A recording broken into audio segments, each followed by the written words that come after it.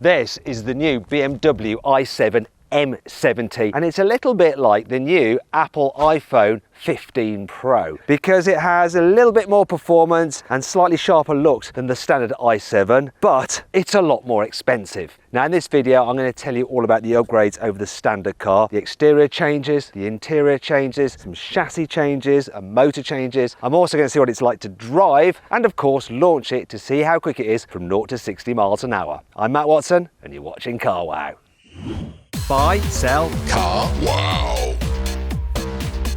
Let's start off with the most important thing about this car. It's the upgrade to the performance. So let's see what this thing is packing under its huge bonnet. There's a lot of plastic. What's under here? A massive high performance motor or something? Let's have a look. This is what I'd normally do if it was an engine. Oh, that all looks rather dull. And a bit of a waste of space. Anyway, on the front axle, you've got a 258 horsepower electric motor, which is the same motor you have on the standard i7. However, it has a more powerful motor on the rear axle, which puts out 489 horsepower. And combined, when they're working together, those two motors produce 660 horsepower, which is 116 horsepower more than the standard i760. However, it's slightly less horsepower than an AMG EQS 53 and of course a Tesla Model S Plaid, which has over 1,000 horsepower. But let's not worry about that. Let's launch this car to see how quick it is from 0 to 60 miles an hour. BMW says this car will do 0 to 60 in 3.7 seconds. Let's find out the reality with the specialist timing gear. Launch time.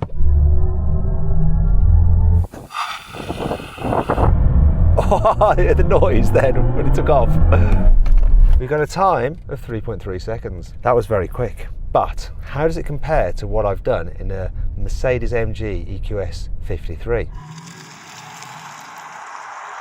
3.16 seconds. But how does that time compare to the time that I've done in a Tesla Model S Plaid? 2.4 seconds. There you go.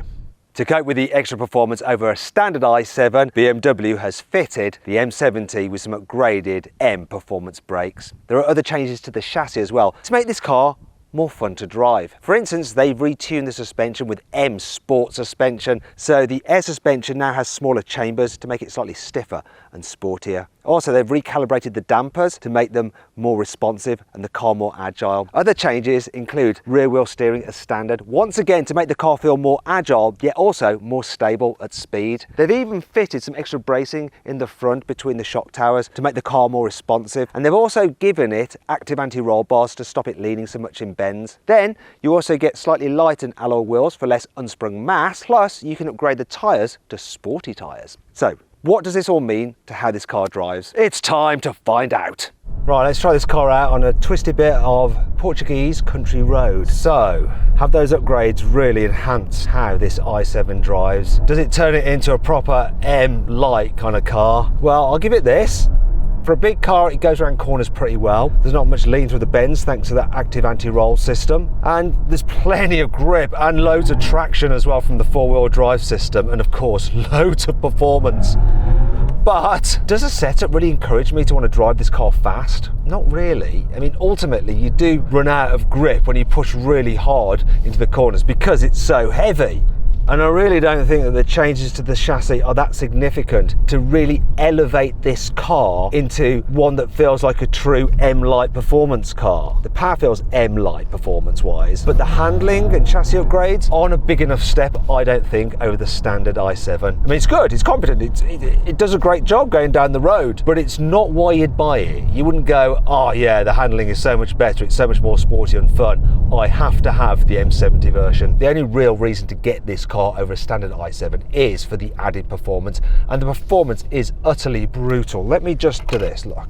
If I hold this up like that, I'm going to accelerate. I mean, look what it does. The way the power comes in is just insane. It's almost neck snapping and it's quite uncomfortable, but it does feel quick. However, is that what you want from your luxury limousine? I'm not sure that it is. You see, in the past with the old M760 Li, that used a 12-cylinder engine, and yes, it was powerful, and yes, it was fast, but it was also smooth and refined. And one of the reasons to have the 12-cylinder engine, it just felt more sophisticated, more expensive, and quieter and smoother than a V8, than most definitely a 6-cylinder diesel, and especially a 4-cylinder diesel. With electric cars though, regardless of the power output, they are all smooth and they're all refined. And actually, when you add more power, they can become a little less comfortable, because as you saw when I just used my microphone as a pendulum, the acceleration is so brutal that unless your driver's really careful, having one of these would make the car just uncomfortable to be a passenger in. And once again, that begs the question, is having more performance in a car like this really necessary? BMW has made some changes to the i7 M70's exterior to help make it seem a little bit more sporty. Most noticeable is the black grille with black surround, and on this particular car, which is fitted with the M Performance Pack, it also has LED surround for the grille, which looks like this at night when you turn it on. What do you think of that? Tell you what, I like this feature though, the recess in the bonnet, just like on an M3 and an M4, the way it leads to the badge. Other changes for the M70, you've got a more aggressive lower front bumper. The radiator part down here is actually slightly smaller than on the standard i7, but you have bigger breathers down the side to smooth airflow. And of course, you get the obligatory M badge. Moving down the side, you get 21-inch M alloy wheels, you get your brake calipers gloss black, there's more M badging here, and the fistable M door mirrors. You get black door handles and some M side skirts. At the rear, the main changes are a more sporty rear bumper with diffuser there. You also have the M badging. Oh, and if you have that M Performance Pack, there's also a spoiler on the boot lip. Nice. Now, if this car has made you want to sell your current car, you can do it through Carwow. It's dead easy and completely free. So if you click on the pop-out banner up there, or the link in the description below, you can do it now. All you have to do is upload some photos of your car, give a brief description, then dealers all across the country will bid on it in an online auction. Now, if you want to do that at a later date, simply Google "Help Me Carwow" and we will help you sell your car. Here on the inside, the basic design is the same as a normal i7. So you have quite a cool looking dash with this glass effect here. You also have the big widescreen curved high definition infotainment screen, lovely materials, solid build quality, decent storage, but then you have the M upgrades, such as the M Sport steering wheel, which is flat bottomed and has a centre marker here on the top, that you're going to be driving this on track. You also got M badging and the tricolour there. And you might be wondering, where are the M tricolours off the seat belts? Well, apparently you can have them as an option. What's also optional is carbon fibre here on the dash. What's not is a lovely Alcantara headlining. You get that as standard. Same with the aluminium pedals and the M branded sill kick plates. Bizarrely, they're actually on the inside of the door and aren't covered by it when you shut the door. So you can look down at them and see that the M badge is illuminated when you're driving. Though you shouldn't probably do that. A bit dangerous. Anyhow, you get some M dials here, look, with the tricolour yet again, and the car on the surround view camera is the M70, not just a normal i7. It's just a shame that they didn't actually match the colour fully. This car is two-tone, but it's not on the image. Last thing to note, M Sport seats. Though they're not overly sporty, they still focus more on comfort. And you can get this new trim combo. So it's leather and expensive feeling wool. You don't have to have that, you can just go for normal full leather, which I'd probably recommend, because while this material is quite interesting, if you're wearing shorts, it's a little bit itchy. There is very little to differentiate the M70 compared to a normal i7 here in the back, apart from the illuminated M sill plates there. Yeah! And you can safely look at them while the car's driving. Also, if you go for the optional wool trim, that will help differentiate it, as will the carbon fibre trim, because then you can see it, look, on the back of the front seat headrests. Other than that though, it's the same as the standard car, so plenty of room, knee room and headroom. All very, very comfortable. And of course, you can spend loads of money to fit lots of luxury options, such as the first class seating system. It's always worth just showing this off. Takes a while, but it's worth it. Let the front seat move out the way. And then my seat is now going to start moving. Oh, the headrest is going up. And then we should have my little footrest. Ah, now I'm comfy. And in the perfect position to enjoy a movie. So I think what I'll do now is just, of course, lower my big rear cinema display. That never ceases to amaze me. Look at it, it's completely crazy.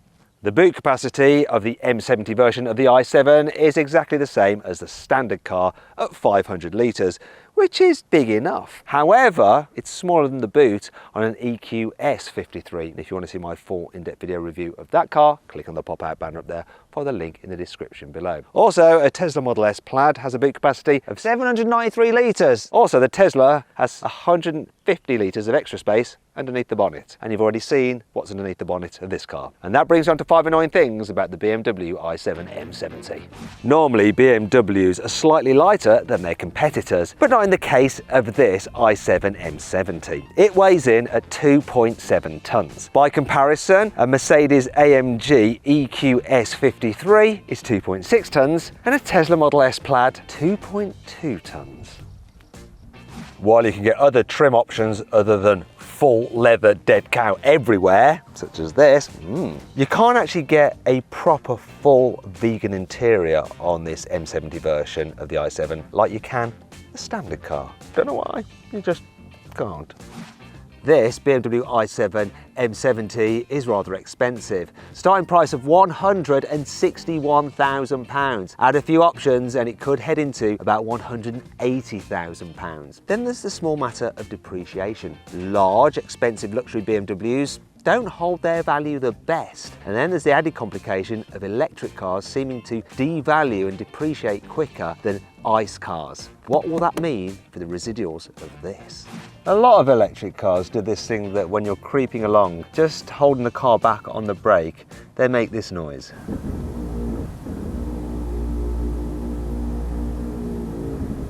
But you'd think for something this expensive and supposedly this luxurious, BMW might have solved this problem for the i7 M70. Well, I do like the carbon fibre interior upgrade that you get with the M70. The shiny surface does mean that it's quite reflective, so when it's sunny outside, you get the sun reflecting in it and it can just distract you in the corner of your eyes. It's flickering away. Same can be said of the upgraded stereo with these lovely metal finishes. Looks cool, but quite reflective. Thankfully, this car has plenty of cool features to help make up for all this. While you still have to operate the climate control mainly through the touchscreen, which is a bit annoying, BMW have updated their operating system so the functions are easier and more intuitive to use. So, increase fan, I want to mess around with the seat temperature and cooling, let's set the temperature. It's an improvement. The M70's new high-performance rear motor means more top speed compared to the normal i7. That car tops out at 149 miles an hour, whereas this one, 155 miles an hour, which incidentally is quicker than an AMG EQS 53, which has a top speed of a mere 137 miles an hour. Yay, BMW is winning. Okay, so Tesla Model S Plaid can do 200 miles an hour, but shut up.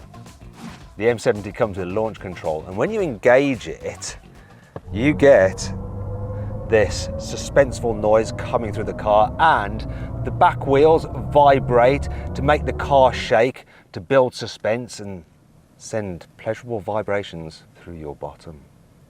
The route guidance system now has more information on chargers along your route, so you can plan more effectively. So it tells you things like the type of charger and the kilowatts that they can charge at. BMW introduced electrically opening and closing doors for the i7, but now they've gone one better for this M70. So as long as you've got a BMW app on your mobile phone, when you walk towards the car, like this, the door will automatically open for you. You don't even have to press a button. Then when you walk away, smugly again, like that, it senses as you've walked away from the car and then it automatically closes again. Now don't worry if you think that feature could be a bit of a pain, you can disable it if you want to. Finally, I want to see what this i7 M70 is like to drive as a daily. So have the performance upgrades kind of affected its usability? So the first thing I'm going to do is put it into B mode, and that increases the regen braking. In fact, it increases it so much that you can lift off the accelerator and without touching the brake, it'll bring the car to a complete standstill. That will annoy the driver behind you. You've probably heard him honking at me there, because it really is quite sudden the way it slows this car down, but it does allow you to drive it just with your right foot. Now what I'd normally also be doing in an M-like car is quickly getting out of sports mode and into comfort mode, because in sports mode the suspension would be feeling too firm for driving around town, but in this car it's not. In fact, the suspension deals so well with bumps that even in the sporty setting, it's super comfortable. I am going to put it into a different mode. I'm going to go for expressive, which will put the suspension into comfort mode. And then it's just so relaxing. As for maneuverability, it's not too bad. Rear wheel steering does help, but the turning circle is still over 12.3 meters, and a Mercedes EQS AMG's turning circle is under 12 meters. It's about 11.7, so that car is a bit more maneuverable, but it's not terrible. The steering's nice and light, though the one thing about expressive mode you should know about is that it adds this soundtrack to the car when you accelerate and brake, which just sounds a little bit sinister. I actually quite like it. It's weird, but cool at the same time. The expressive mode also automatically puts on the massage seat function, and compared to other massage seats I've experienced in other cars, it's actually pretty good. It feels like you're actually being massaged, which I guess is the whole idea really. Now when you get out onto faster roads, this is no different to the normal i7. It's super quiet, super luxurious, very, very relaxing to travel in. In terms of the efficiency, even though it's the high performance version, it doesn't really affect the range that much. So BMW says range is between about 300 and 340 miles on a full charge. This car is averaging 2.5 miles per kilowatt hour, and when you multiply that up by the battery size, the real world range of this particular car is about 250 miles on a full charge, which is all right. So then, what's my final verdict on the BMW i7 M70? Should you avoid it, consider it, shortlist it, or just go right ahead and buy it? Well, I reckon you should avoid the i7 M70. Now let me explain. This is technically a very good car. It's super luxurious and quick. However, it's quite expensive, and really the only reason you buy this over a standard i7 would be for the added performance. But if it's electric car performance you want, forget about this. Get yourself a Tesla Model S Plaid, because it's cheaper and noticeably quicker. However, what I've just said doesn't apply in the UK, because the Tesla Model S Plaid is only available in left-hand drive, which is pointless when you drive on the left. In that case, shortlist the BMW i7 M70. It's a good car. I hope you'll enjoy the video. If you did, give it a like. Let me know if you not only agree with, but can even understand my verdict by letting me know in the comments below. Click on those windows there for some more videos, and on that box there to go to Carwow to sell your car the easy way. Thanks for watching.